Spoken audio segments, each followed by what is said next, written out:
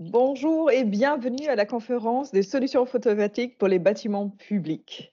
Alors, je m'appelle Katharina Brockstedt, je suis la coordinatrice du centre de ressources Envirobat Grand Est Énergie.pro. Nous sommes à l'INSA de Strasbourg et nous sommes financés par l'ADEME et la région Grand Est pour faire la promotion du bâtiment durable auprès des professionnels du bâtiment. Alors, avant, vous passez la parole à notre intervenant. J'aimerais bien vous dire quelques règles du jeu. Alors, la présentation, c'est environ 1 heure. Merci de couper vos caméras, vos micros, et en préférence, faire vos questions dans le chat. Après l'intervention, vous pouvez aussi parler et je vais lire les questions à Jean-Baptiste Campin. Alors, la conférence est enregistrée et elle sera visible sur notre chaîne YouTube Envirobat Grand Est. Ok, je vous présente Jean-Baptiste Campin. Donc, Jean-Baptiste Compin, co-gérant du bureau d'études IMAE. Et donc, on fait du photovoltaïque depuis un certain nombre d'années. Et puis, on a fait le choix avec Katharina de présenter le sujet avec un thème pendant 1 heure ici sur les bâtiments publics et une deuxième partie de matinée sur les bâtiments plutôt de logement, donc orientés copropriété et bailleurs sociaux. Une petite introduction, oui, les visuels exemples sont issus principalement de nos projets, quelques catalogues produits et sites web. Donc le but, c'est pas de faire un outil commercial, hein, c'est vraiment de faire de la présentation support, mais on est obligé de se baser sur forcément à un moment des marques de matériel. Mais donc, à aucun moment il y a d'exercice commercial ici. Donc IMAE, qui sommes-nous? Donc, on est une société créée en 2005 sous le nom de Gest Energy, qu'on a ensuite transformée en IMAE en 2015. On est 14 collaborateurs avec une agence à Mulhouse, une à Célestat, et on travaille principalement dans le Grand Est, avec le souhait de faire le moins de kilomètres possible. Donc si on peut travailler autour de nos agences, c'est encore mieux. Aujourd'hui, on fait de la thermique, fluide, environnement et intégration d'énergie renouvelable. On travaille sur la démarche négawatt sur tous nos projets. Et j'ai remis quelques éléments de politique, hein. On a des locaux basse consommation, on se déplace en train et vélo, et puis voiture quand on ne peut pas faire autrement, on fait de l'autopartage. On est dans une démarche ISO 26000. Et puis on est là de manière assez générale pour trouver des compromis avec nos clients et pas forcément imposer des solutions. Par contre, on essaye toujours de renseigner le client sur ce qu'il devrait faire pour être vertueux et être efficace. Des gens qui nous ont fait confiance sur du photovoltaïque, donc on a quand même un certain nombre d'installations en référence, et on est plutôt sur des installations de taille inférieure à 100 kW, tout simplement parce qu'aujourd'hui, tout ce qui est au-dessus de 100 kW passe bien souvent directement par des acteurs de la pose, donc des grosses entreprises de pose, qui ont le bureau d'études intégré. Donc on est plutôt sur de l'installation particulière où il y a besoin d'ingénierie pour la conception, ou alors du marché public, et donc l'entreprise ne peut pas ou difficilement passer en direct. Et donc on a beaucoup d'installations qui sont situées aux alentours de 10 à 30 kW. Les sujets qu'on va aborder aujourd'hui, on va parler technique, on va parler budget, on va parler CO2, notamment bilan environnemental des installations, résilience, rendre les toitures utiles. Le but étant de ne pas voir le photovoltaïque juste comme un objet technique, mais vraiment comme un projet, une composante de projet liée à un bâtiment. Alors, on va refaire une introduction sur qu'est-ce que l'électricité en France, pour bien comprendre pourquoi le photovoltaïque est pour nous intéressant.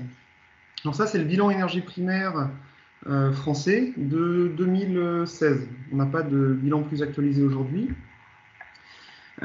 Et donc, le photovoltaïque va travailler sur le sujet de l'électricité. Donc, l'électricité, aujourd'hui, on consomme 38 mégatep d'électricité en France, donc en énergie finale. Donc, ce qui est à droite, c'est ce que vous avez au niveau de vos compteurs d'énergie, donc compteur électrique, compteur de gaz, compteur de la pompe à essence quand vous allez faire le plein.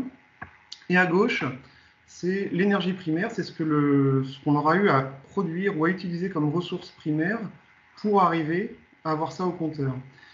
Et on s'aperçoit qu'en France, pour avoir 38 d'électricité, il faut 7,1 de hydraulique, éolien, photovoltaïque, plus 103,8 de production nucléaire. Et on envoie un gros poste orange de perte, 83,8, aux hirondelles. L'idée du photovoltaïque pour nous, c'est de produire au plus proche du final pour réduire ce poste orange, donc réduire les pertes. Donc il y a un vrai intérêt en énergie primaire à faire des installations et à autoconsommer ou à consommer localement.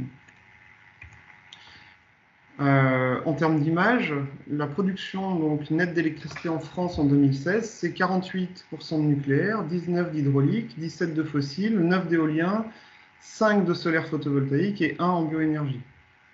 Donc on voit que ça reste relativement marginal, le photovoltaïque. Là, c'est le zoom sur la région Grand Est. Le photovoltaïque ne représente plus que 2,1. Donc on voit qu'on peut encore avancer. Ici, on voit la carte de France et on voit la répartition des types de production avec la taille des ronds qui représente la puissance de la production. Donc chez nous, dans le Grand Est, on voit qu'on a 2 centrales nucléaires qui se promènent, donc qui sont des gros points. Sur la ligne du Rhin, beaucoup de production hydraulique. Et puis après, dans toute la partie plus orientée Moselle, du thermique et fossile. Et le solaire, c'est quelques petits points éparses dans la région. Alors fin 2019, l'état des lieux en France, c'était pour le solaire photovoltaïque 8936 MW installés, avec 514 dans le Grand Est. On voit sur la carte de droite. Les graphiques avec les histogrammes à gauche montrent donc en rouge les puissances cumulées des petites installations, donc moins de 36 kg, ce qui correspond au gros foisonnement de tout ce qu'on a sur les maisons individuelles. Ensuite, en orange foncé, les installations entre 36 et 250, donc la plupart c'est des installations bâtiments et des installations au sol, donc des hangars agricoles et des choses comme ça. Le orange clair, les puissances supérieures à 250, donc là on est sur la grosse installation sol, et grosse installation de bâtiments agricoles cumulés. En vert, c'est les projets en cours de développement, donc c'est ce qui a été instruit au niveau de la Creux. Et on s'aperçoit qu'on est en dessous des objectifs de la SCRAE sur les objectifs 2020.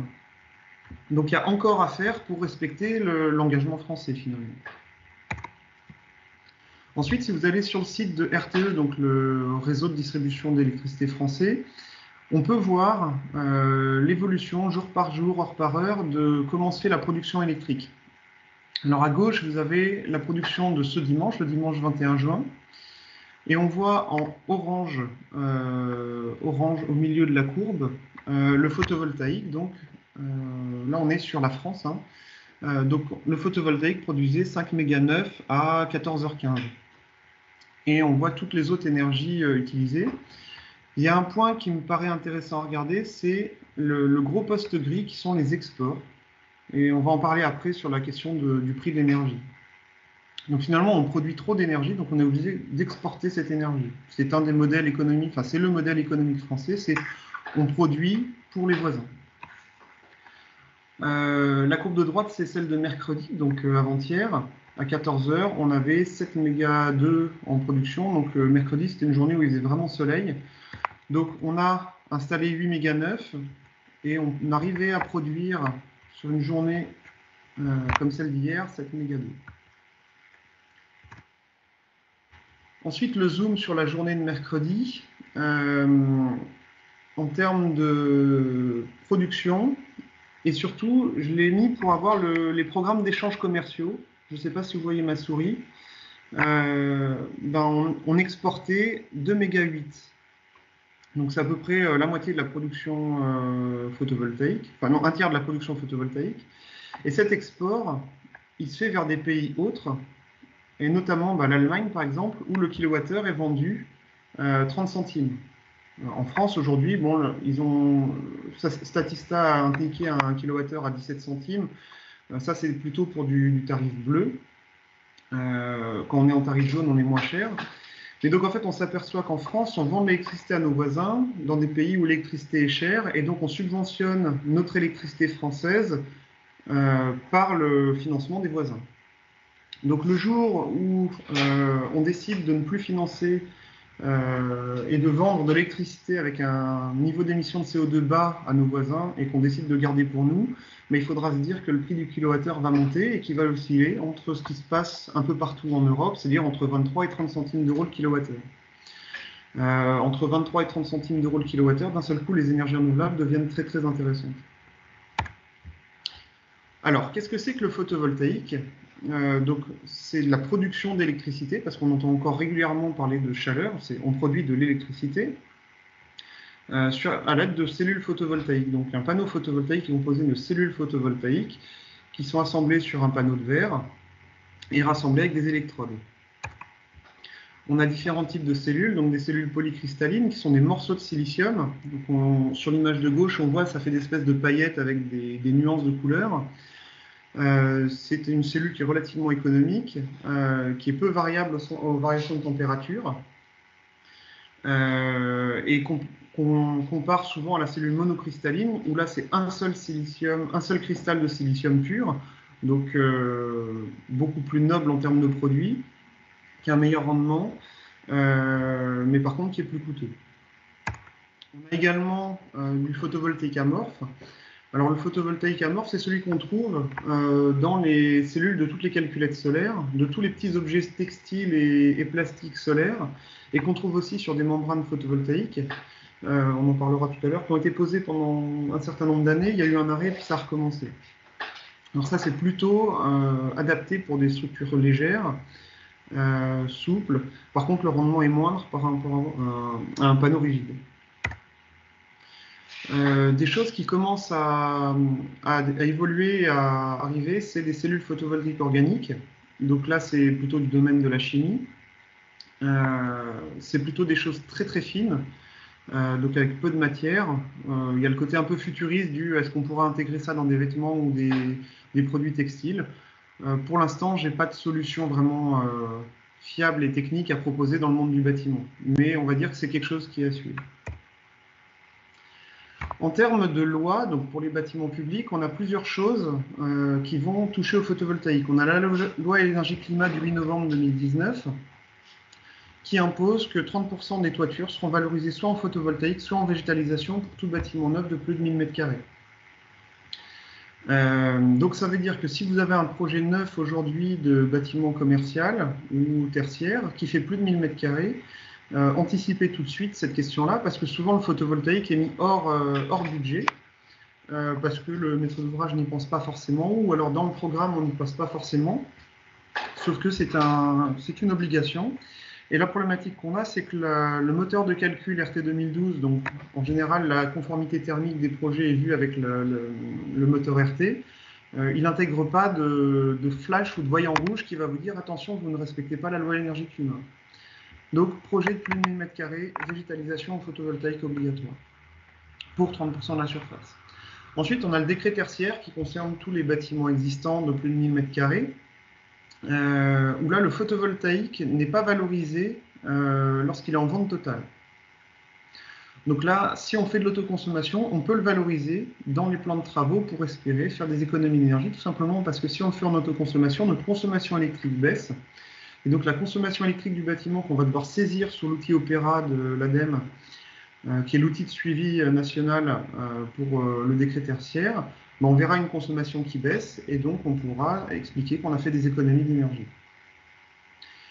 Ensuite, dans le 9, la RT 2012 intègre le photovoltaïque pour les bâtiments à hauteur de 12 kWh en énergie primaire pour les bâtiments de logement et pas de limite dans le tertiaire. Donc on peut imaginer faire du photovoltaïque sur bâtiment neuf et le valoriser dans le calcul réglementaire. Et dans les bâtiments existants, il y a une valorisation possible, mais il n'y a rien d'obligatoire en termes de calcul. Donc si vous avez notamment un bâtiment de moins de 1000 m², on peut le valoriser, mais il n'y a pas de seuil imposé. Alors les composants d'une installation, donc des panneaux photovoltaïques, donc à chaque fois que vous verrez PV dans la présentation, ça veut dire photovoltaïque. Il peut y avoir des optimiseurs, alors ils sont mis entre parenthèses. On n'a pas fait de slide spécifiquement dédié à ça. Le but d'un optimiseur, c'est d'optimiser la production de chacun des panneaux à chaque moment. C'est notamment intéressant selon nous pour les projets où il y a des ombres portées par moment. Donc par exemple, vous avez un bâtiment qui est derrière un château d'eau. Le château d'eau fait une ombre portée 1 ou 2 heures par semaine, 1 ou 2 heures par jour. L'optimiseur permettra de vraiment ajuster la production panneau par panneau. L'autre avantage, c'est qu'on peut faire un suivi à distance de chacun des panneaux et voir s'il y en a un qui est en panne. Donc le diagnostic de l'installation est plus facile. Par contre, l'optimiseur représente un coût et ce coût est rentabilisé sur à peu près les 2 tiers de la vie de l'installation. Donc en termes de coût, c'est relativement blanc. Ça fait un peu plus d'électronique à mettre en place. Donc on a un avis mitigé en interne sur l'optimiseur. On est pour lorsqu'il y a des masques solaires. Ensuite, le coffret DC, donc c'est une boîte de jonction qui doit être placée au plus proche de l'installation.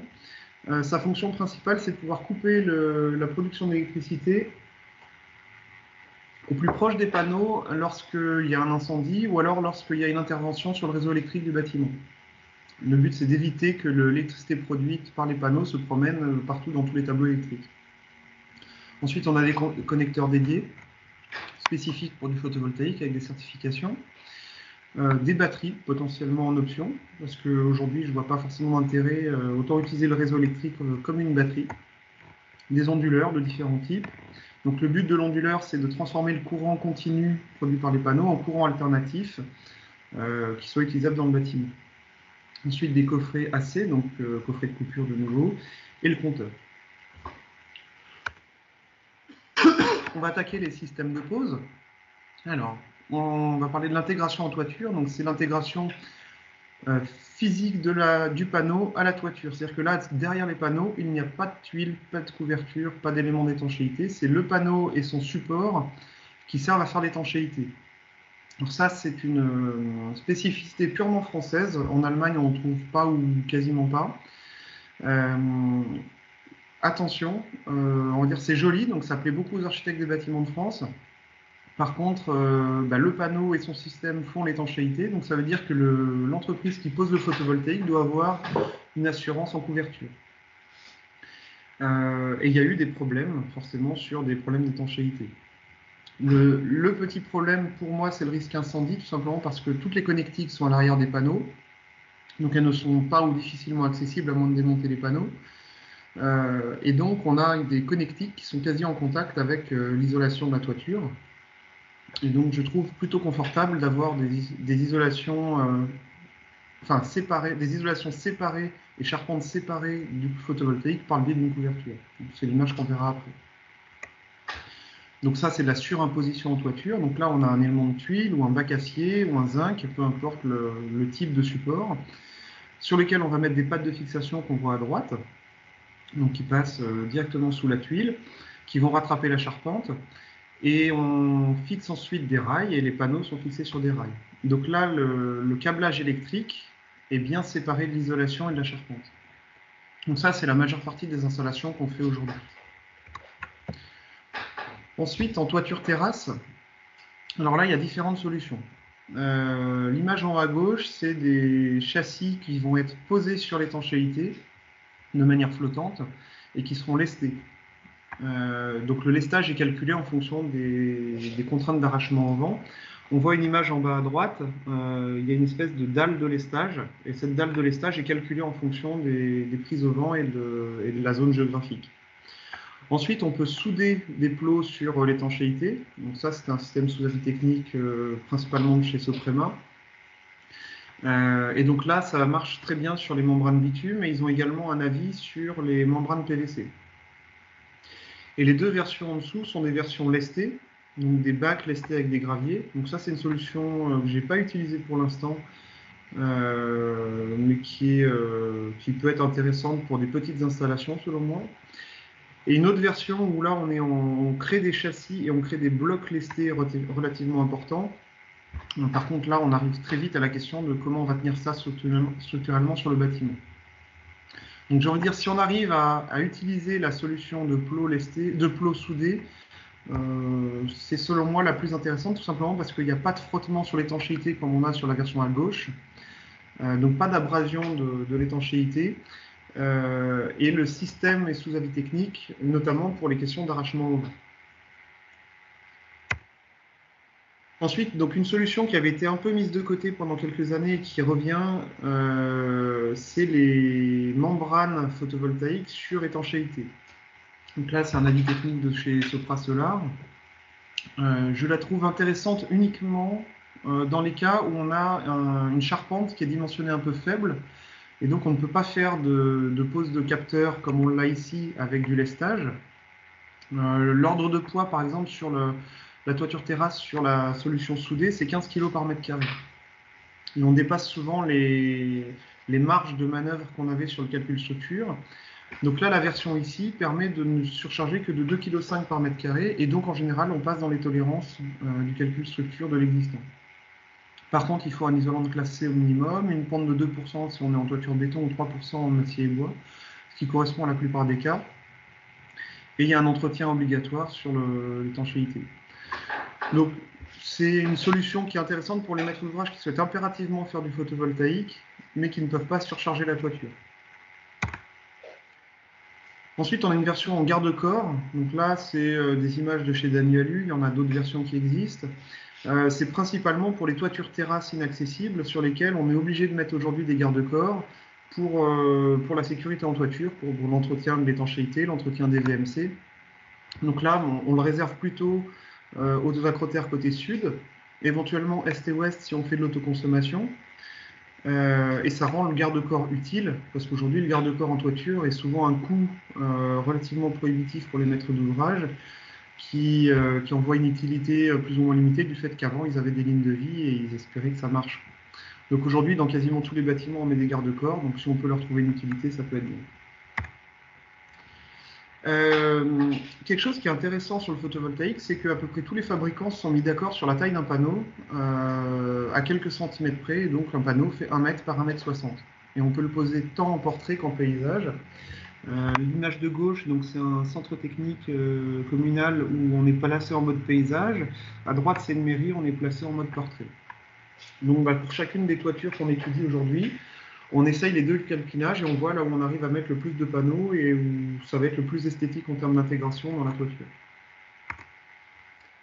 Dans l'étude de l'installation, il est primordial de regarder les masques solaires. Donc deux exemples de calcul de masques solaires. À gauche, donc on modélise les collines.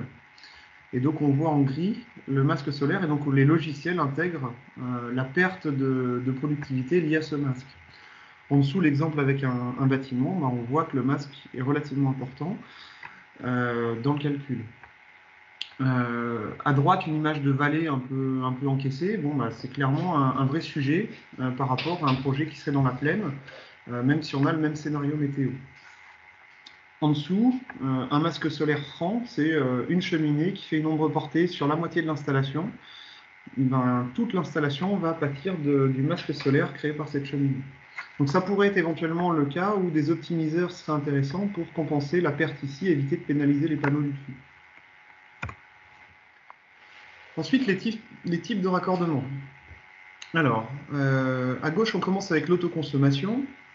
Donc dans l'autoconsommation, le panneau photovoltaïque produit de l'électricité qui est utilisée directement dans le bâtiment.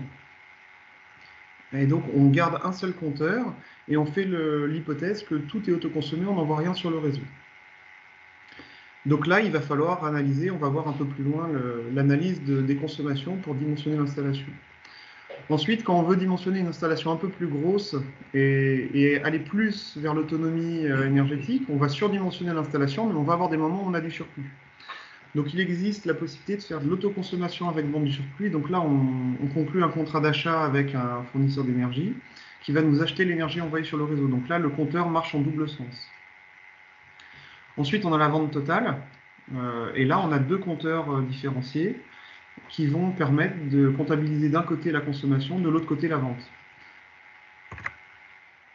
Alors l'autoconsommation, c'est un sujet dont beaucoup de monde parle en ce moment, qui est intéressant, mais au fait, qui n'est pas forcément un pourvoyeur de grosses surfaces d'installation pour la plupart des bâtiments qu'on a. C'est-à-dire qu'aujourd'hui, par exemple, quand on fait un supermarché et on voit les rampes de frigo qui vont tourner toute la nuit et toute la journée, plus toutes les consommations électriques des systèmes, Là, on peut avoir des très grosses installations. Mais aujourd'hui, la plupart des bâtiments, ça reste quand même aussi des mairies, des écoles, des périscolaires, des petits bâtiments de bureaux. Et donc là, ce qui est intéressant, c'est de regarder les consommations. Pour faire un dimensionnement d'autoconsommation, on est obligé de passer par l'analyse d'une courbe de charge pour analyser les consommations électriques. Donc là, j'ai mis à droite une courbe de charge d'un bâtiment qui est une mairie dans le 68 sur lequel on a fait une installation. Et on s'aperçoit qu'on a un socle de consommation qui tourne aux alentours de 20-22 kW et en journée, on monte au-dessus. Alors on s'est tenté de dimensionner une installation plutôt sur la pointe ici. Mais par contre, on s'aperçoit que le week-end, la consommation baisse et tend vers le socle de 22 kW. Donc ça, c'est une mairie sur laquelle on a fait le choix de dimensionner une installation à 24 kW. Donc, dans le principe, elle ne fonctionne pas sur la pointe, mais elle fonctionne sur le socle de consommation. Et le week-end, l'autoconsommation est totale. Et là, c'est un enregistrement qui a été fait donc, la semaine dernière. Et donc, on s'aperçoit que le dimanche, on va zoomer un peu dessus, on a une légère injection dans le réseau de l'énergie. Alors, je vais revenir sur le sujet de l'enregistrement, comment on fait. Alors, premier cas, vous n'avez pas de compteur communicant, donc pas de Linky et pas de compteur tarif jaune qui est communicant. On va positionner pendant une durée représentative un compteur sur le tableau électrique. Alors, ce compteur, on le positionne, si c'est un bâtiment de logement, par exemple, on va le positionner pendant une grosse semaine, on aura déjà quelque chose d'intéressant en termes d'analyse. Sur une mairie, on va le positionner pendant 2-3 semaines. Une école, on va le positionner éventuellement à cheval sur une semaine de cours et une semaine de congé, pour avoir le fonctionnement représentatif. Une maison de retraite, on peut le positionner sur une durée de 3 jours, on aura déjà quelque chose d'intéressant.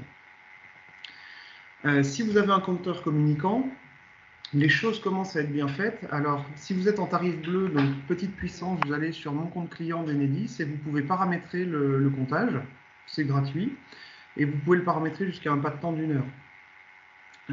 Alors par contre, le temps d'activation est un petit peu long par rapport à la fonctionnalité informatique que ça représente a priori, mais donc on ne peut pas espérer avoir un enregistrement pour le lendemain. Mais si vous l'anticipez un tout petit peu, vous pouvez avoir des courbes sous un mois.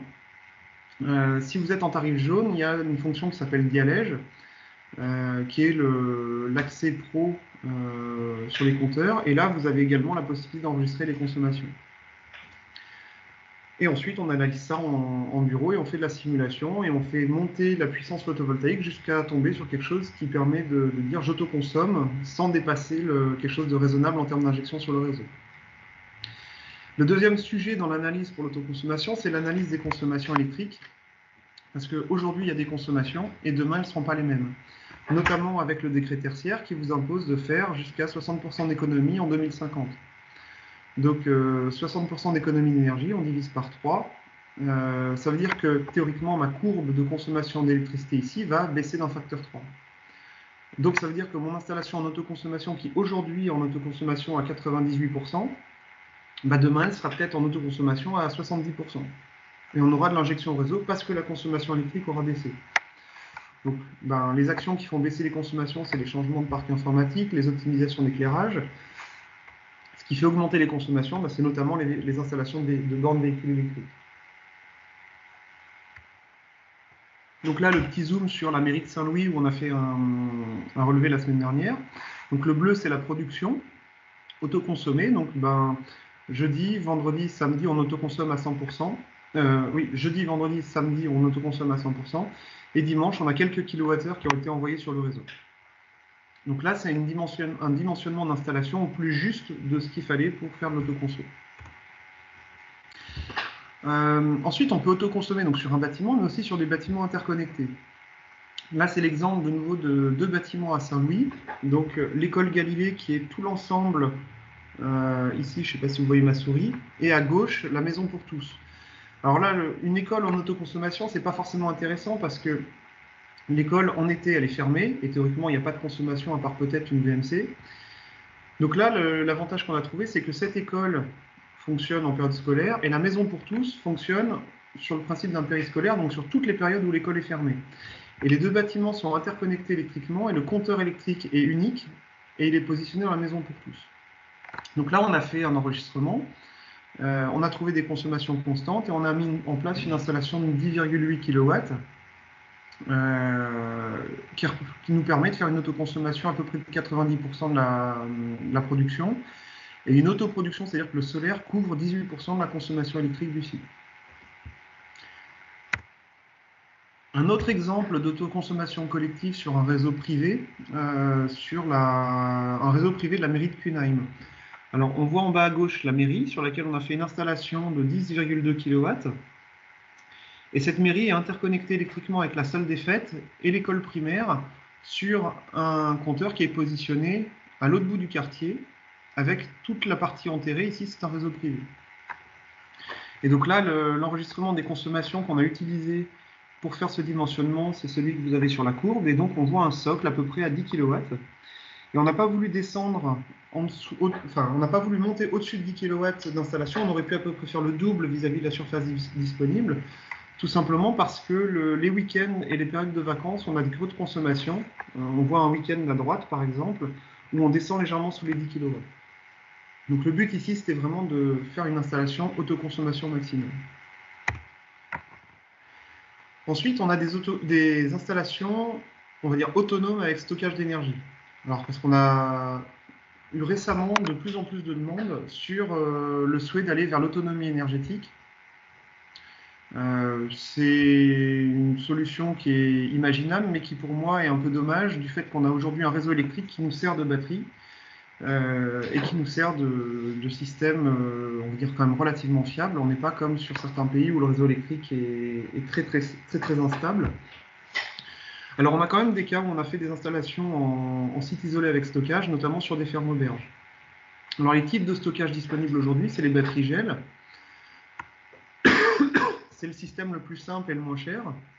Ensuite, on a les batteries lithium, avec la problématique notamment d'où vient le lithium, qui est un vrai sujet, et les batteries plomb-carbone.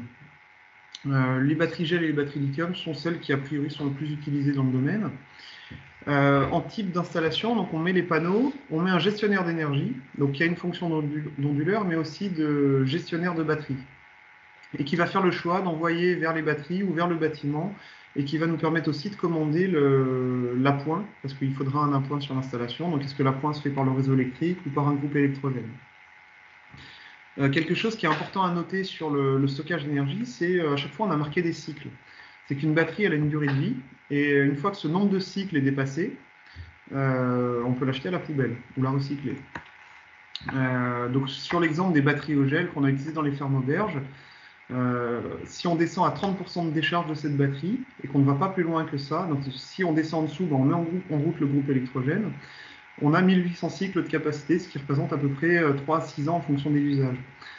Donc sur une durée de vie de l'installation photovoltaïque, on voit qu'on va remplacer plusieurs fois les batteries. Donc c'est un coût qui est important. Je vous ai mis une image, donc c'est la ferme auberge Bellaquer qui est sur le massif au-dessus de Cernay-Ethanne, enfin au fond dans la vallée de Thann.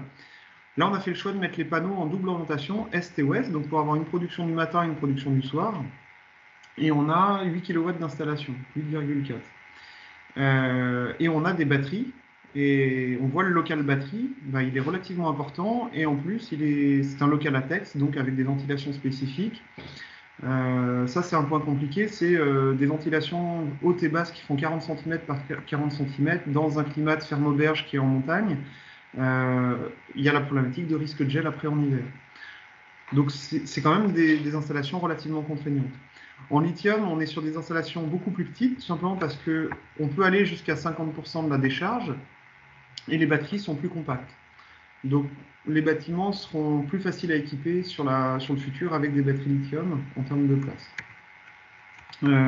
J'ai remis un petit graphique en dessous, c'est l'export, je l'ai fait hier, sur le suivi de l'appoint. Donc là, le groupe électrogène s'est mis en route depuis, on va dire, le début du confinement. Donc le confinement était fermé. Fin confinement, ils ont rouvert donc, un petit peu les chambres froides, ils sont retournés. Et ils ont mis en route réellement la ferme auberge début juin. Et le groupe électrogène s'est mis 1, 2, 3, 4, 5, 6, 7 fois en route sur un mois. Et l'objectif initial, c'était une autonomie énergétique de 3 jours. Donc et depuis le début de l'installation, on respecte le cahier des charges. Ensuite, un sujet qui peut être intéressant pour les bâtiments publics, c'est la batterie virtuelle. Alors là, on rentre dans l'abstrait, c'est-à-dire que la batterie n'existe pas réellement, on sert du réseau électrique comme stockage et du compteur communicant. Et là, l'idée, c'est quand on produit, on envoie du surplus sur le réseau, ce surplus est stocké sur une batterie virtuelle, donc on incrémente un compte en équivalent de Bitcoin, par exemple, c'est de la batterie virtuelle. Et la nuit, ou au moment où on a une consommation qui est supérieure à la consommation, on vide la batterie virtuelle. C'est entre autres un moyen de réduire les taxes appliquées sur la production d'électricité photovoltaïque. Par contre, ça n'ouvre pas droit d'aide à l'investissement en autoconsommation et ça n'aide pas du tout les bâtiments à gérer la problématique des coupures de courant. Donc c'est vraiment administratif, mais ça nous semble intéressant quand même comme concept.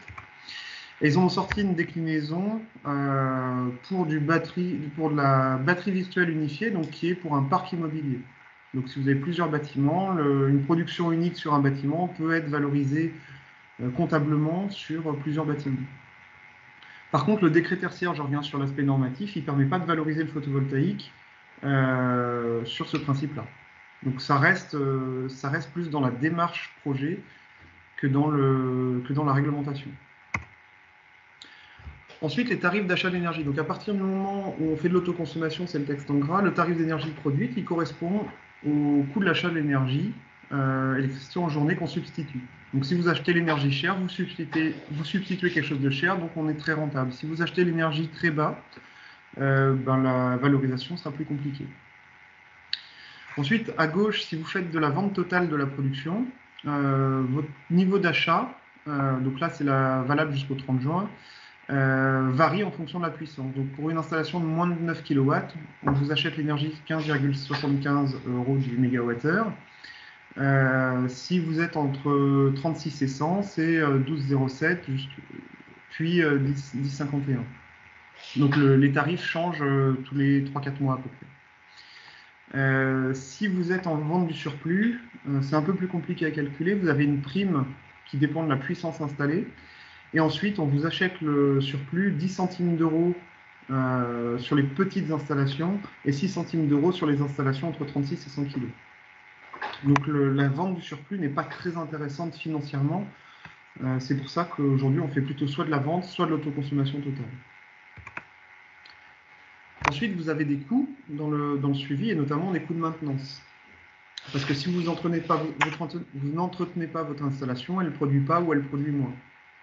Donc, il y a des suivis qui sont possibles à distance, qui vous permettent de voir le besoin de faire de la maintenance, mais il y a également un passage sur site qui est à prévoir, notamment avec des inspections visuelles, du déneigement de modules en période hivernale pour avoir une productivité qui augmente, un dépoussiérage ou un dépollénage quand on est sur les périodes où il y a des fortes pollutions de l'air. Si vous êtes en zone très urbaine, vous avez de la pollution atmosphérique avec des pollutions liées aux particules des véhicules. Donc plus vous êtes dans une zone polluée, plus il faudra nettoyer les panneaux pour avoir une production maximale. Ensuite, la question du recyclage. Parce qu'on nous dit toujours le photovoltaïque ne sera pas recyclé si, à partir du moment où vous achetez des panneaux, les fournisseurs de panneaux souscrivent à un organisme qui s'appelle PV Cycle. Et il y a une usine de recyclage des panneaux en France. Et on démonte les panneaux, on enlève le cadre en alu, on sépare le verre du silicium. Le silicium est réutilisé pour refaire de l'électronique. Donc il y a bien un recyclage des panneaux. Il est compté dans le prix d'achat de votre installation. Ensuite, bilan environnemental. Alors, il y a pas mal de débats qui ont tourné sur le sujet du photovoltaïque sur Internet pendant la période de confinement, et donc on a approfondi le sujet, notamment parce que certains disent qu'il faut plus d'énergie pour produire un panneau que ce qu'il est capable de produire. Alors pour ça, on a quelque chose qui est très bien fait, c'est les analyses de cycle de vie et des fiches. Alors on a marqué FDES, en fait c'est les fiches PEP des panneaux photovoltaïques qui sont disponibles sur le site de l'INIES, INIES, où vous pouvez voir l'impact environnemental complet du produit. Alors on a mis l'exemple ici de deux indicateurs, le CO2 et les mégajoules, donc l'énergie primaire. Et on a comparé différents capteurs, donc les capteurs qui ont des données disponibles sur le site de l'INIES.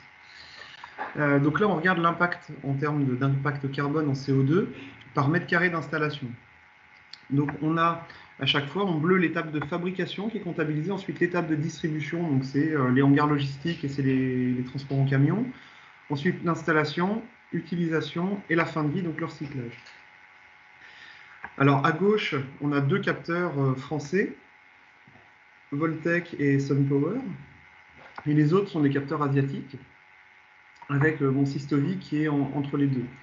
On s'aperçoit que la fabrication en France a un bilan CO2 qui est bien plus bas que du côté asiatique, et ça c'est expliqué par notre bilan énergétique français, basé majoritairement sur du nucléaire.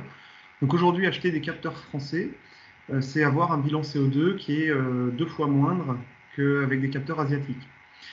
Un élément qui nous a étonné dans l'analyse, c'est que Voltec est le seul à comptabiliser une vraie part sur l'étape d'installation. On ne sait pas à quoi elle correspond exactement. On les a informés de ce sujet-là. Je n'ai pas eu encore de retour, mais on va dire que c'est un vrai sujet de pouvoir comparer les panneaux entre eux avec des hypothèses équivalentes. Ensuite, si on se base sur l'énergie primaire non renouvelable à durée de vie équivalente, c'est une analyse qui est un peu complexe, mais donc on compare de l'énergie primaire consommée en kilowattheure par mètre carré de panneau. Il y a toujours la même chose, les mêmes étapes. Donc on voit que chez Voltec, il y a un sujet sur l'étape d'installation qui est comptabilisée alors qu'elle ne l'est pas chez les autres. Mais pareil, il y a quasiment un facteur 2 entre les capteurs français et les capteurs asiatiques. Donc ça prône vraiment à consommer français, d'autant plus qu'en termes de prix à l'appel d'offres, on est quand même relativement similaire, même si les capteurs asiatiques sont moins chers. On arrive quand même à avoir un produit avec un impact environnemental beaucoup moindre en faisant du français. On a fait un calcul pour une installation de 50 mètres carrés de panneaux.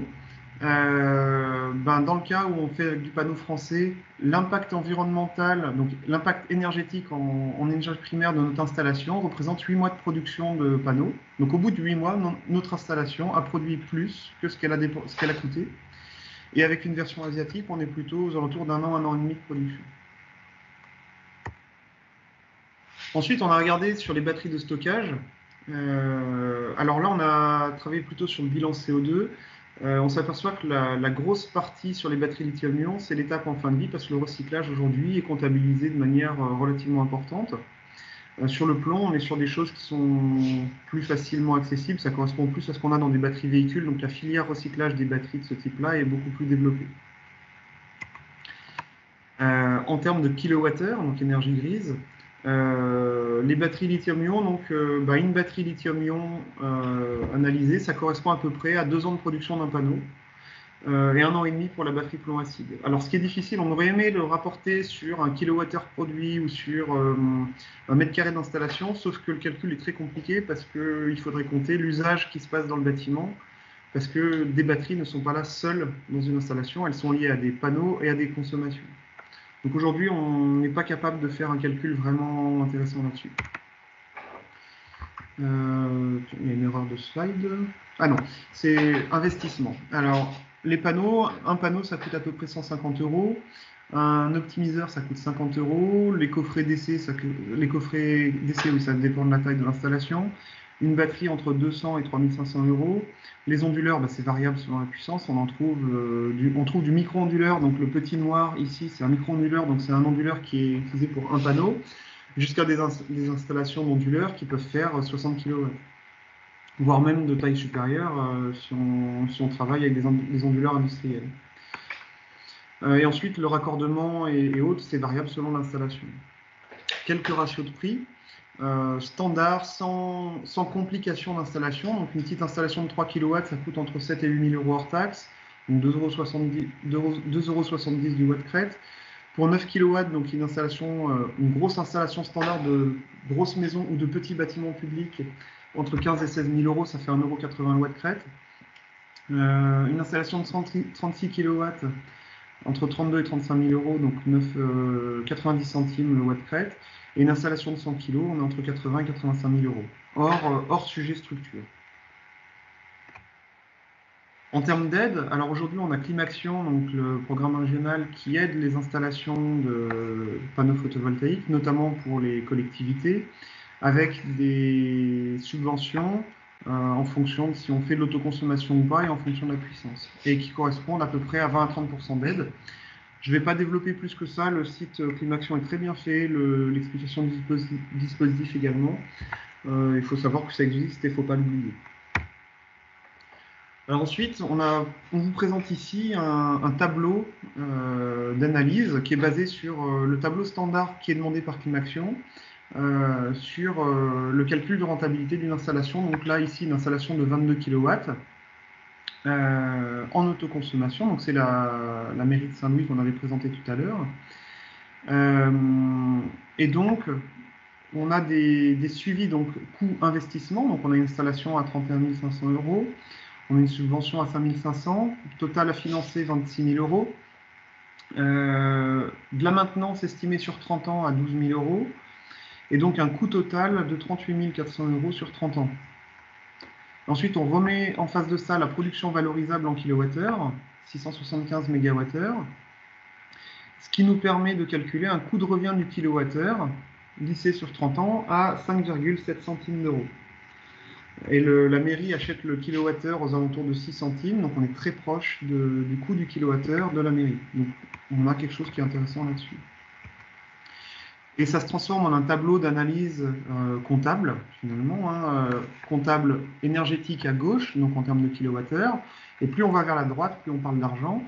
Et le flux de trésorerie, on s'aperçoit que donc on fait un trou dans la trésorerie au moment où on investit dans l'installation, on rembourse, et au bout de 14 ans, l'installation est remboursée. Et donc à partir de 14 ans, on crée de la valeur économique, et donc au bout de 30 ans, on a généré 37 000 € de plus-value pour une installation qu'on a payée, qui nous a coûté en cumulé 38 000 €. En termes de financement, et ça c'est pour moi le sujet le plus important pour tout ce qui est bâtiment public, c'est qu'il y a différentes solutions. Une solution en fonds propres, donc là la collectivité propriétaire de l'installation touche les revenus de la vente, donc c'est elle qui dépense.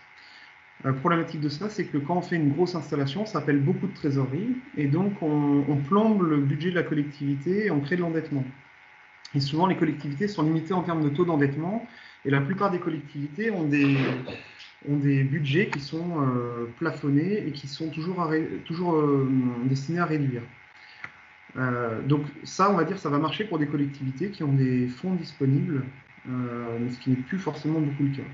Ensuite, il y a le tiers investisseur. Donc la collectivité loue sa toiture à un investisseur qui va lui verser un loyer qui est en général un loyer relativement symbolique, mais au moins on arrive à faire des installations. Et ce tiers investisseur peut se transformer dans un principe complètement différent, qui est un financement participatif local, où la collectivité loue la toiture à un groupe d'habitants, d'entreprises, d'associations, peu importe le montage, mais on va louer la toiture à un projet local. On va en parler après. Et puis sinon, il y a le financement participatif à grande échelle, où là on loue la toiture à une structure qui lève des fonds participatifs, mais à l'échelle nationale. Dans le projet local, la région a travaillé sur un dispositif qui s'appelle le GECLAIR, Grand Est Énergie Citoyenne, qui est animé localement. Il y a une personne à temps plein là-dessus.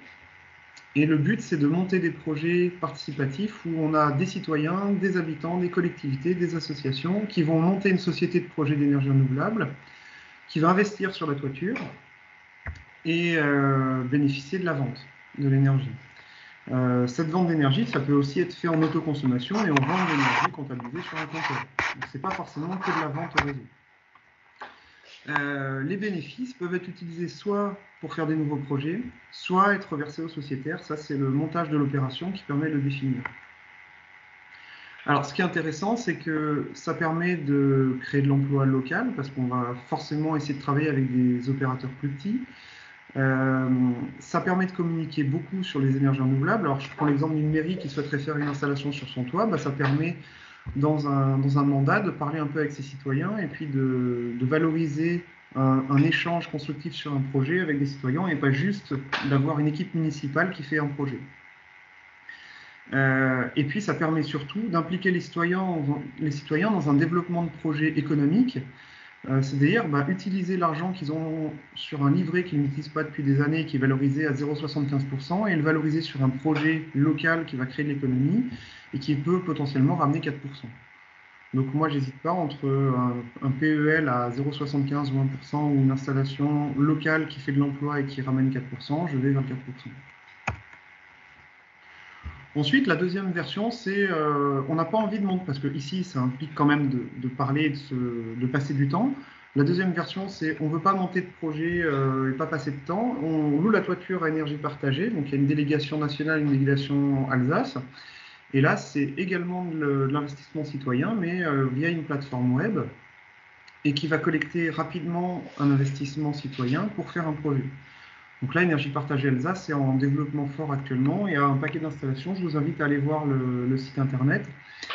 Et donc, ça vous permet de faire du tiers financement sans forcément valoriser des sociétés qui sont cotées au CAC 40 ou des multinationales ou des entreprises où le bénéfice va partir à l'étranger. Donc, c'est comment faire des projets locaux pour que l'économie reste là. Donc, à partir du moment où vous avez une toiture à rénover et qu'elle est favorable, il faut envisager la mise en place de panneaux. Ça paraît relativement logique. Et si vous n'avez pas le budget, c'est encore mieux parce que comme ça, vous faites un montage citoyen et donc on fait du lien, de la communication, de l'économie locale. Et alors, un point important, c'est que le projet photovoltaïque peut être géré dans un budget séparé du budget bâtiment. Il y a par exemple un appel d'offres qui est sorti sur Mulhouse là, très récemment pour faire un hôtel d'entreprise, enfin une pépinière d'entreprise, où l'appel d'offres pour le projet intègre une double équipe, une équipe bâtiment et une équipe photovoltaïque avec du tiers investissement. Donc ça, c'est, je pense, un vrai sujet qui permet de vous, en tant que maître d'ouvrage public, si vous êtes maître d'ouvrage public, sortir ce budget de votre opération, mais quand même faire une installation. Alors, comment on se lance quand on a un parc immobilier? Parce que souvent, on a un tas de bâtiments et on ne sait pas trop comment faire. Et bien, on fait une étude de faisabilité sur le patrimoine. Et cette étude de faisabilité, elle arrive à vous dire, est-ce que votre bâtiment il nécessite des études complémentaires, notamment des diagnostics amiantes, des diagnostics structure? Est-ce qu'il y a des arbres devant les bâtiments et quels sont l'état de ces arbres? Parce que des fois, on met des bâtiments de côté à cause d'un arbre, mais cet arbre est malade, donc peut-être qu'on aurait pu faire l'installation quand même. Et ensuite, identifier les bâtiments qui sont compatibles avec de l'autoconsommation avec de la vente surplus ou de la vente totale. Parce que tous les bâtiments ne sont pas compatibles avec l'un ou un type ou l'autre. Je prends l'exemple d'un gymnase. Faire de l'autoconsommation sur un gymnase, ça paraît un peu compliqué, il n'y a pas beaucoup de consommation. Ou alors ce sera une toute petite installation de 3-4 kW comparée à un 100 ou 200 kW qu'on pourrait faire en vente totale. Et cette étude, quand on l'a fait nous, elle intègre aussi des dimensionnements, des idées de temps de retour, et elle nous permet de lister des priorités sur des bâtiments à équiper. Donc là, c'est un extrait d'une étude qu'on avait fait pour Saint-Louis à l'époque. On a audité 120 bâtiments, et des 120 bâtiments sont sortis 8 bâtiments, et donc il y a déjà un bâtiment équipé, il y en a un deuxième en cours d'étude, et un troisième potentiel. Mais donc ça permet à des élus de se fixer une route, un guide, une checklist pour le futur. En termes de mission et d'organisation du projet, donc les missions à prévoir connexes à la mission photovoltaïque, donc mission de maîtrise d'œuvre, c'est une mission SPS, notamment si plusieurs lots interviennent sur le chantier ou si on est en ERP en site occupé. Pour les cas où c'est une installation très simple, on peut faire un plan de prévention. Il vous faudra un contrôleur technique avec notamment une mission solidité des existants et une mission électrique. Un maître d'œuvre avec une mission standard de diagnostic jusqu'à la mission AOR, et puis qui devra faire une déclaration de travaux ou un permis de construire en fonction du type d'installation. Là, on a un exemple à droite après avec ce que sort un maître d'œuvre dans un projet. Donc, on sort des plans avec des plans d'installation, des plans électriques, des zonages de sécurité, enfin, une mission de maîtrise d'œuvre assez classique. Ce dont on a besoin pour faire une étude, c'est les plans des bâtiments, donc plan, coupe, façade, toiture, les factures d'électricité et idéalement les courbes de charge. C'est-à-dire si vous êtes intéressé par le sujet du photovoltaïque, on vous invite à aller faire tout de suite des paramétrages de votre compte Dialège ou de votre compte Enedis pour enregistrer les consommations et les différents diagnostics, amiante, structure et autres. Ensuite, il y aura le sujet du raccordement, parce que des fois, on se dit on va faire une grosse installation, mais le raccordement électrique du bâtiment n'est pas du tout capable de l'accepter, et les frais de raccordement vont être énormes. Donc là, dans l'émission de ici cadastre solaire, il y a aussi l'approche de la possibilité de raccordement des bâtiments qui est à faire. Ensuite, un sujet un peu connexe à ce qu'on a vu au tout début sur les tarifs d'achat. C'est pour toutes les installations supérieures à 100 kW, on n'est plus sur des tarifs d'achat, mais on est sur un appel d'offres creux, donc Commission de régulation de l'énergie, Alors là, on rentre dans le monde de l'entreprise de taille plus importante du photovoltaïque qui ont des grosses expériences là-dessus. Il y a différentes familles, donc les familles 1 de 100 à 500 kW, et ensuite les familles 2 de 500 kW à 8 MW. Et ensuite, il y a pour tout ce qui est supérieur à 8 MW. C'est un autre appel d'offres. Là, ça concerne les centrales sur bâtiment, les serres, les hangars agricoles, les ombrières de parking. Donc ça ne concerne pas les installations au sol.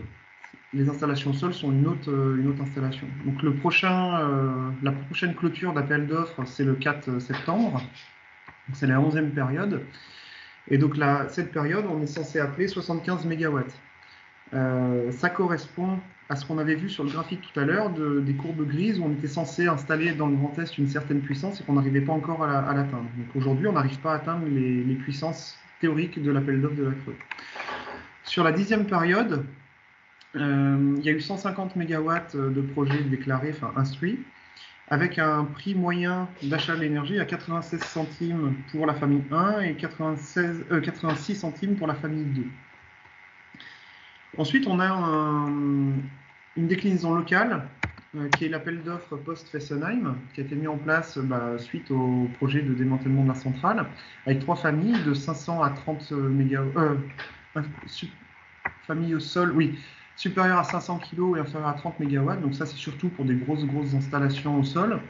Il y en a par exemple à côté de Mulhouse, l'aérodrome de Absheim, où il y a environ 30 MW qui sont en projet. Il y en a un peu partout dans le Grand Est.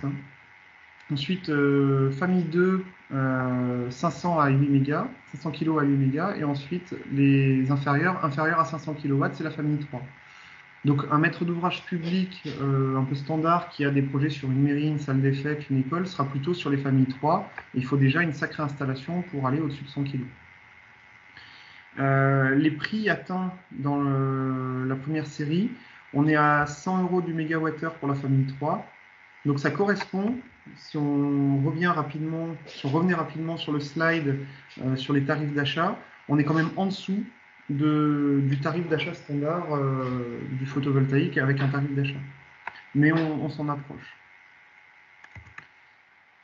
Ensuite, on voulait faire un point sur les ombrières photovoltaïques parce que c'est quelque chose qui se développe beaucoup sur les parkings. Tout simplement parce que comme ça, on n'a pas à s'occuper de notre sujet bâtiment et on met les voitures à l'ombre. Alors c'est bien et en même temps, on va voir que ça peut être mal fait ou il y a des contraintes. Il y a un côté intéressant, notamment dans le développement du véhicule électrique, c'est que vous avez des fortes puissances, donc capables d'alimenter des véhicules électriques avec de la forte puissance. Alors qu'aujourd'hui, un bâtiment comme une mairie ou une école, si vous voulez alimenter des véhicules électriques, le raccordement électrique est des fois un peu faible. Donc ça oblige à refaire le raccordement complet. Autant faire un raccordement complet avec une installation de forte puissance. On a fait un point sur l'impact environnemental d'une ombrière. Alors là, après, un projet d'une ombrière qu'on a en cours, qui fait à peu près 200 mètres carrés. Et on a extrait le calcul sur un module qui se reproduit 4 fois. Donc un module qui fait 8,60 m par 5,70 m. Pour faire ce module, en termes de charpente métal, parce que le souhait c'était de faire une charpente métal, on a à peu près 1 tonne d'acier. On a fait une variante, si on l'avait fait en bois, on aurait à peu près 900 kg de bois. Et en termes d'émissions de CO2 pour la fabrication, enfin, l'impact carbone de cette structure, la structure, on voit qu'en métal, on représente 4 tonnes de CO2, alors qu'en bois, on représente quasiment rien. En version énergie grise, donc en kilowattheure, la structure métal, elle représente 1 an et demi de production de l'installation, alors que si on l'avait faite en bois, elle représente 2 mois de production. Donc, de notre côté, si on doit demain refaire une ombrière, elle sera forcément en ossature bois et idéalement en bois issu d'une démarche locale et durable, donc comme on a pu le faire sur d'autres bâtiments où on a fait de la réno énergétique avec des charpentes et des bardages en bois issus de la filière locale, de nouveau pour continuer à développer l'économie locale. Et ce qu'on trouverait assez génial, c'est de faire des ombrières photovoltaïques en structure bois d'origine locale avec un montage citoyen local. Comme ça, la boucle est bouclée. Des exemples d'ombrières qu'on peut faire en bois, donc des versions très rigides, enfin, à l'image très rigide. Là, on est peut-être un peu plus souple. Des versions à la mêlée-collée. Alors, attention à la mêlée-collée, c'est que de nouveau, on fait du bois, mais on revient le pénaliser en termes d'énergie grise en ajoutant des cols donc, qui ont du bilan carbone, qui ont du transport, parce que toutes les charpentes, la mêlée-collée ne sont pas produites par des petits charpentiers, mais des grosses usines. Donc, ce vers quoi on aimerait tendre, c'est des exemples. Par exemple, Studio Lada, qui sont des archis qui sont à Nancy, font des structures bois avec des petits bois issus de filières locales. Donc, c'est le bois de la forêt qui a servi à faire le bois de la charpente. Et on arrive à valoriser des bois de toutes petites sections. Et donc ça, on aimerait développer des projets photovoltaïques en ombrière avec de la charpente ultra optimisée comme ça. Un autre sujet qui évolue alors beaucoup sur le bassin potassique, par exemple sur Mulhouse, où il y a des sujets, ou alors sur Absheim, hein, sur les ombrières qui vont se faire, c'est à partir du moment où on met du panneau au sol, on peut le valoriser en agrivoltaïque ou en agrophotovoltaïque. Donc c'est-à-dire qu'on cumule un double usage, le panneau est là pour aider à l'agriculture. Donc là, à gauche, des rizières, à droite, une exploitation agricole où on peut abriter des animaux, on peut abriter des bottes de foin. On a trouvé des exemples avec des vignes placées sous les panneaux. On peut faire de la culture de tomates ou d'aubergines parce que forcément, on a de l'énergie disponible, on va dire de la chaleur disponible sous les panneaux pour faire pousser. Et on abrite et donc on protège éventuellement de certains types de pluie. Donc ça peut être un sujet intéressant. On a fait à peu près le tour de la présentation. Je pense qu'on va pouvoir passer aux questions. Ok, je passe aux questions. Il y en a plein. Un instant. Il y a une obligation photovoltaïque intégration dans la prochaine RE 2020, ce qui est déjà pris dans le compte dans l'ABE plus C-. Je pense que c'est la question, est-ce que ça va changer? En fait, E plus C- a été... il n'y a pas une obligation photovoltaïque. En fait, Jean-Baptiste, dis-nous s'il y a une obligation photovoltaïque prévue pour la RE 2020. Est-ce que tu le sais? Alors, la RE 2020, elle est encore en chamboulement. Hein. Il y a eu toute l'expérimentation qui a été faite et on ne sait pas forcément encore tout ce qui va sortir.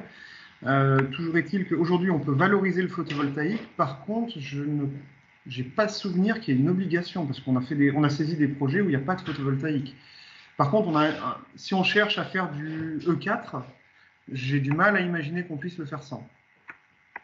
C'est plus dans ce sens-là, c'est-à-dire si on veut atteindre un certain objectif, on va être obligé d'en mettre. De toute façon, elle ne sortira pas avant juin 2021. Et je pense le PV est un des points de discussion actuellement. Ok, il y a une autre question. Optimiseur est-il lié incontournable au raccord multistring de panneaux? Alors, le multistring, en gros, alors on commence à rentrer dans le très technique. Là. Quand on fait une installation, tous les panneaux ne sont pas branchés, on va dire, sur le même fil. Et donc, un onduleur a des strings. Et en fait, chaque onduleur va être choisi en fonction de ces caractéristiques-là. Et ça permet d'avoir, par exemple, un onduleur qui a, je sais pas, s'il y a 30 panneaux, 3 strings de 10 panneaux. Maintenant, on peut imaginer avoir ensuite des optimiseurs sur chacun des panneaux. Oui, mais ce n'est pas obligatoire. Il sera forcément lié au string parce que c'est l'onduleur qui lui a besoin d'avoir un nombre de strings pour limiter les puissances, les tensions. Donc c'est de la notion électrique de dimensionnement. L'optimiseur n'est pas lié à cette question-là. Il est plus là pour optimiser la production de chacun des panneaux.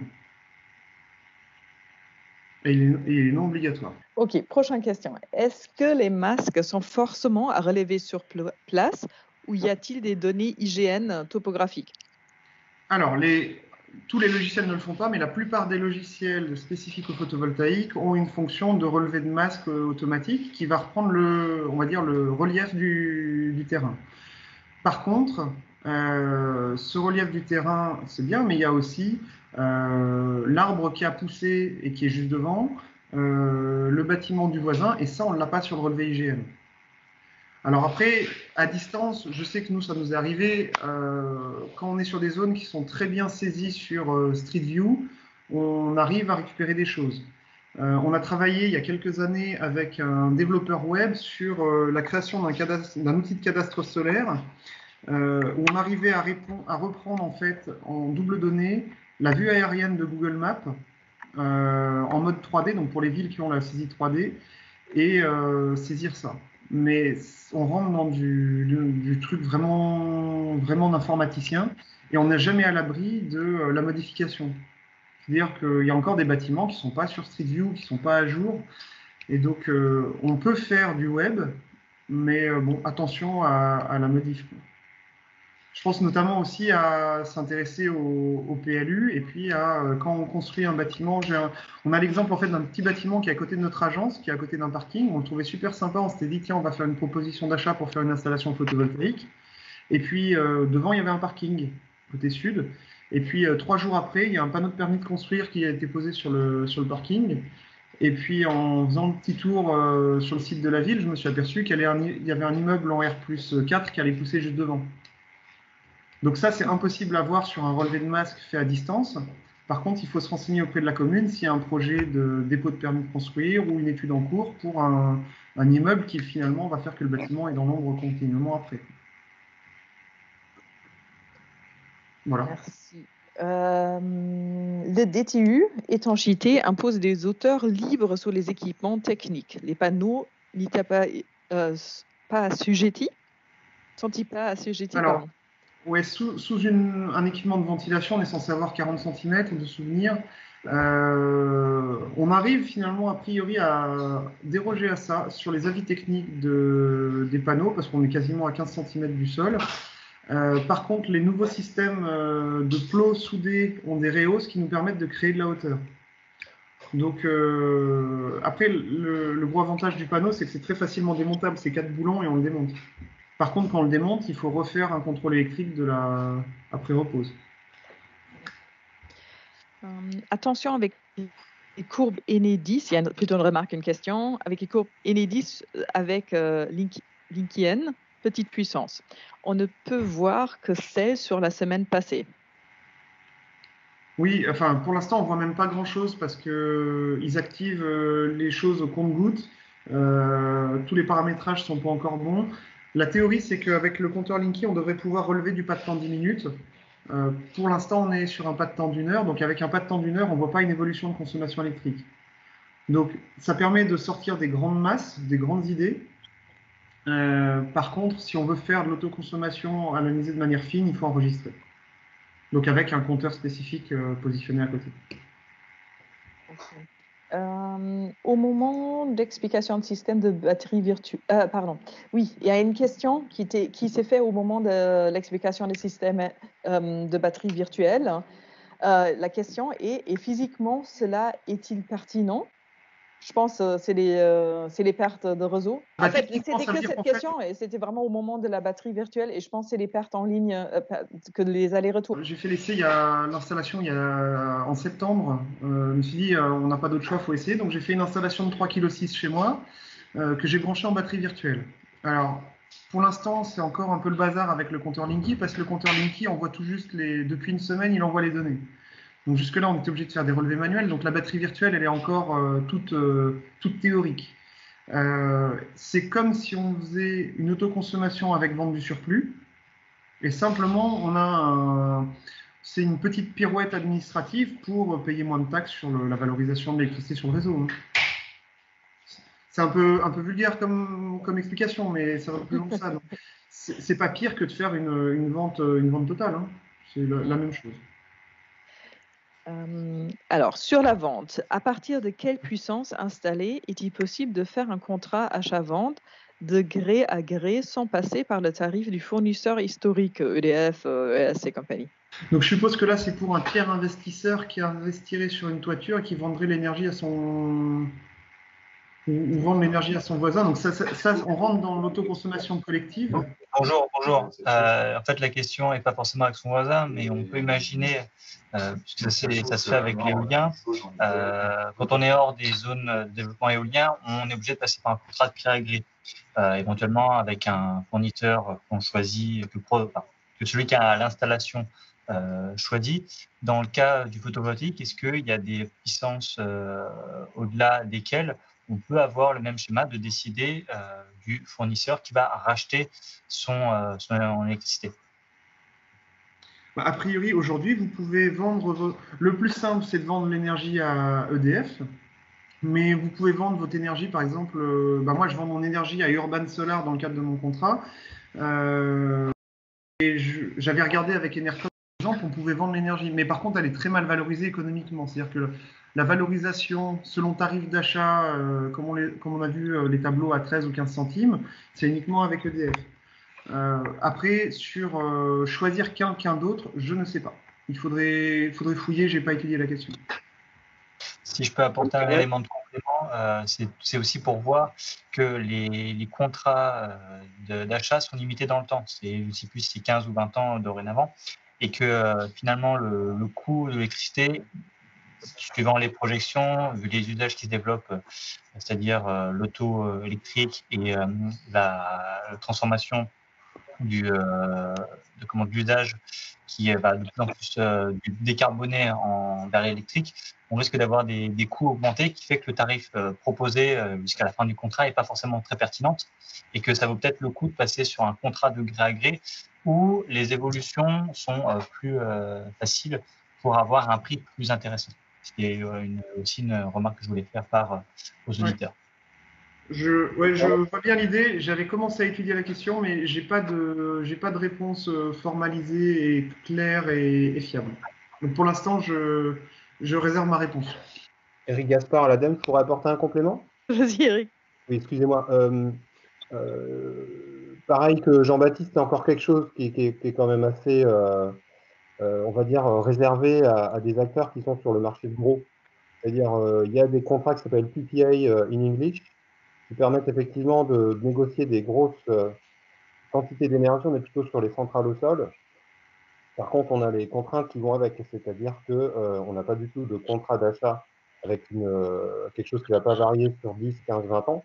Et on va être sur du marché de gros, c'est-à-dire que peut-être que sur quelques semaines, quelques jours ou un an dans les meilleurs cas, on aura un prix qui pourrait être meilleur, mais qui va être très volatile.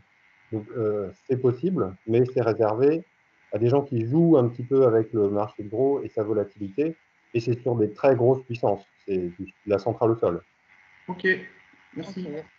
Merci Eric. Sur l'impact environnemental, faut-il aussi prendre en compte les annexes de l'installation, support de structures métalliques, onduleurs, batteries, impact environnemental ou énergétique d'ailleurs? Alors, oui. Réponse, oui, bien sûr, il faudrait. Simplement, aujourd'hui, on n'a pas les données sur tout. C'est-à-dire qu'on n'a pas de fiche de données environnementales sur tous les produits. Donc, on est obligé de transformer les produits en matériaux équivalents. Donc, du câble, par exemple, on n'a pas de fiche environnementale sur du câble. Donc, on est obligé de calculer un poids équivalent de métal et un poids équivalent de plastique qu'on va valoriser, mais de manière un peu abstraite. Sur les onduleurs, je crois qu'on n'avait pas de données. Donc, il y en a peut-être un qui est sur la base. Donc aujourd'hui, on n'a pas d'éléments sur tous les produits, mais dans la logique projet, il faudrait effectivement analyser la complète. Mais la première analyse qui est de dire, sans faire de calcul, le panneau, il se rentabilise jamais, aujourd'hui, c'est quand même faux. Et on voit bien dans l'analyse des fiches qu'on a pu faire, même les plus mauvaises, que on arrive quand même à rentabiliser très largement notre installation d'un point de vue impact carbone et impact énergétique. Alors, vu que c'est moi qui ai posé la question, de nouveau, Julien Vieille du pays du Bénévillois, faut regarder quand même jusqu'où va le système. Le système, c'est pas que le panneau. Et c'est bien, c'est qu'effectivement, vous avez intégré la batterie, mais il y a encore un certain nombre d'éléments où il y a la structure qui est pas négligeable. Donc, c'est très bien d'avoir dit effectivement qu'il manque des éléments d'LDES. Il faut attirer que le raccourci de dire que la rentabilité environnementale, énergétique, elle est assurée. Je me mettrais quand même en doute tant qu'il n'y a pas d'éléments de comparaison complets. Oui, bien sûr. Ok. Yacine a fait une très bonne remarque. Il y a des compléments de bonnes pratiques et de vigilance sur deux documents de l'agence qualité construction. On va vous envoyer le lien. Alors, il y a d'autres questions. Est-ce qu'une SEM est aidée si l'installation photovoltaïque sur un bâtiment public? Alors là, j'aurais envie de laisser la question aux gens de Climaction. Les dispositifs sont ce qu'ils sont. Aujourd'hui, il y a un cadre. Je peux juste dire, voilà, si vous êtes une collectivité, moi, la SEM, je la mettrai en collectivité. Donc, a priori, on est ouvert, mais faudrait faire une pré-demande. Alors, on regardera ça avec Climaction et on va vous faire une réponse dans le merci, dans les documents qui vont être envoyés suite à la conférence. OK. Dans votre calcul de retour sur investissement, les coûts liés à l'entretien, au remplacement du matériel sont-ils pris en compte? Alors, on essaie de prendre le maximum de choses en compte. Alors, notamment le fait, on prend les durées de garantie de chacun des matériels et on intègre effectivement le remplacement d'un onduleur. Par contre, l'aléa très particulier, il n'y a pas de ligne d'aléa particulier, mais on pourrait en provisionner une. Donc oui, c'est inclus. OK. Y a-t-il une réflexion dans le cadre du pôle fibre énergie vie sur la fabrication au niveau régional du support en bois pour ombrières? Tu es au courant de quelque chose ou quelqu'un dans la salle virtuelle est au courant de ça? De mon côté, je ne suis pas au courant. Je crois qu'on est dans les seuls huluberlus à y penser. Donc, on va se poser la question du bilan carbone d'une structure. Donc, Très bien. Fiabilité des données fiches PEP des fabricants, quel contrôle? alors, pour déposer une fiche sur le site de l'INIES, normalement, c'est une fiche qui a été vérifiée par un auditeur de dossier qui est certifié. Alors après, je ne sais pas. Je ne suis pas auditeur de dossier. Je vois juste qu'il y a certains sujets, notamment sur les isolations, par exemple, où il y a des fois, on se pose vraiment des questions sur comment ça a été fait. La vraie problématique, c'est qu'on peut comparer tout et n'importe quoi. Et notamment, il y a certains capteurs qu'on a enlevés de l'analyse parce que dans l'analyse, ils intégraient le capteur plus un micro-onduleur, alors que d'autres mettent juste un capteur. Donc, et il faut voir si c'est le capteur livré sur chantier ou installé ou si c'est juste le capteur sorti usine. C'est là, en fait, ça devient un métier d'analyser les fiches PEP et on y passe beaucoup de temps. Et en fait, la base INIES, elle se fait plus contrôler qu'autrefois, où c'était déclaratif et les fabricants, quelque part, ils se contrôlaient entre eux. Aujourd'hui, elle est contrôlée, mais que sur le calcul, pas sur la base. Est-ce que c'est vrai que d'où vient le silice, par exemple? Quand j'ai discuté avec un fabricant de photovoltaïque, ils m'ont dit que aujourd'hui, ça vient de Norvège. Quand les Chinois ils vont se décider de prendre de la Norvège tout le silice, ça va être plus cher, je dois aller ailleurs. En fait, c'est que vrai à un certain moment. En fait, et après, il faut qu'on mette à jour la fiche PEP. Ouais. C'est très compliqué. Ça donne plutôt un ordre d'idée, je pense. C'est ça qu'on pourrait dire, Jean-Baptiste, ou Ouais, le but, c'est d'avoir un ordre d'idée des choses, des grandes masses. On voit quand même dans le comparatif qu'il y a deux Français, les deux, ils ont quasiment la même chose. J'essaie de retourner dessus. Voilà. Les deux Français, ils sont quand même très proches, à part deux paramètres, utilisation et installation qu'ils n'ont pas intégrés, mais sur la partie production ou fabrication, ils sont quasiment pareils. Et les Asiatiques, ils sont tous pareils. Donc, alors, à deux marques différentes, là, c'est trois produits de la même marque. Mais maintenant, il faudrait que d'autres fournisseurs proposent des valeurs et qu'on continue, quoi. Ok. Et il y a dans le même, pour la même thématique, empreinte carbone, comment expliquer une telle différence entre les chiffres de PEP et les chiffres ci-dessous? Temps de retour carbone à 25 ans pour panneaux fabriqués en Asie, 9 ans pour panneaux européens, 3 ans pour panneaux français.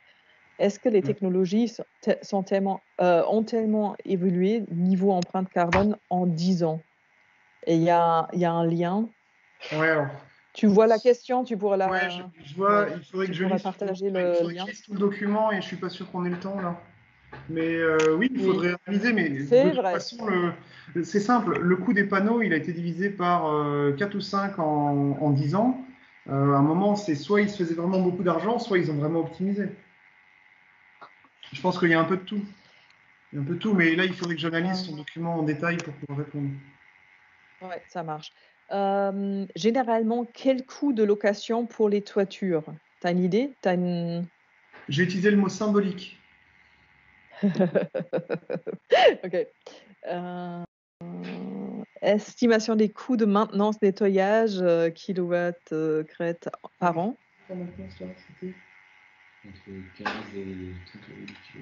Entre 15 et 30 euros du kilowatt crête par an. C'est une moyenne. Et je crois que c'est de toute façon.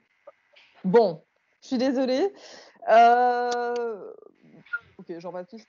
Bon, 1000 merci pour cette présentation.